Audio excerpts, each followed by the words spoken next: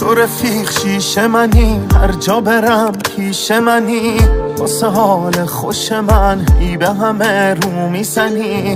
پای قولاتی همیشه زیر حرفات نزدی، دیگه موندم چی بگم به از که با معرفتی. پیشم عشقی نبود تو بودی، یه روزی چی نبود تو بودی، عاشقی و قشنگ بلدی، مثل این آدما نبودی.